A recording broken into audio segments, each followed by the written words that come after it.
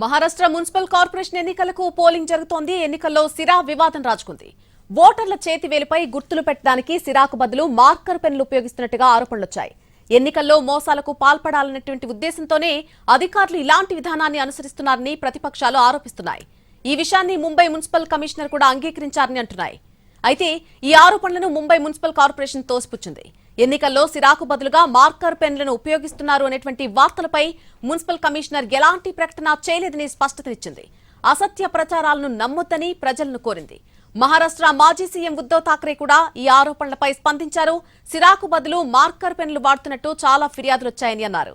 కొంతమంది పేర్లు ఓటర్ల జాబితాలో కూడా లేవని, ఇంత దారుణమైన రాజకీయాలు తాము ఎప్పుడూ చూడలేదన్నారు.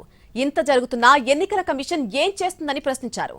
పాత ఈవీఎంలను అమర్చారని మండిపడ్డారు. ఇది ప్రజాస్వామ్యాన్ని కూని చేయడం కాదా అంటూ ప్రశ్నించారు.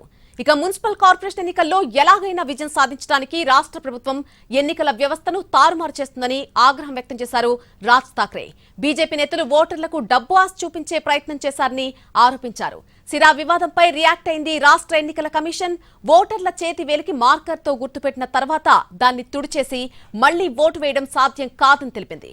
2011 నుంచి ఎన్నికల్లో మార్కర్ పెన్లను వినియోగిస్తున్నట్టుగా స్పష్టం చేసింది.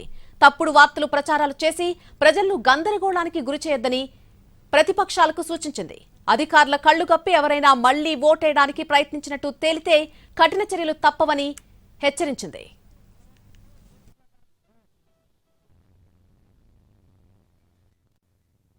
सारे जगह ऐसे कि वहाँ से शिकायतें आ रही है।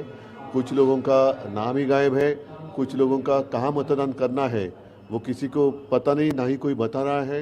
साथ ही साथ पहली बार अनुभव हो रहा है कि इंक जो लगाई जा रही है वो भी आप क्लीन कर सकते हो। तो ये सब गड़बड़ी कर रहे हैं ये लोग, और इसलिए मैंने कहा कि ये जो चुनाव आयोग है या कमिश्नर है वो करते क्या है, किस चीज़ के लिए वो सैलरी लेते हैं। नहीं, एक तो पुराने मशीन लगाए हैं उन्होंने, साथ ही साथ कल जैसे मैं राज और संजय जी साथ थे वो और एक कुछ उन्होंने चीज़ लाई है पाड़ू। तो ये सब मतलब इतनी हवस है इन लोगों में सत्ता प्राप्त करने के लिए, ऐसी बेशर्म सरकार कभी देखी नहीं।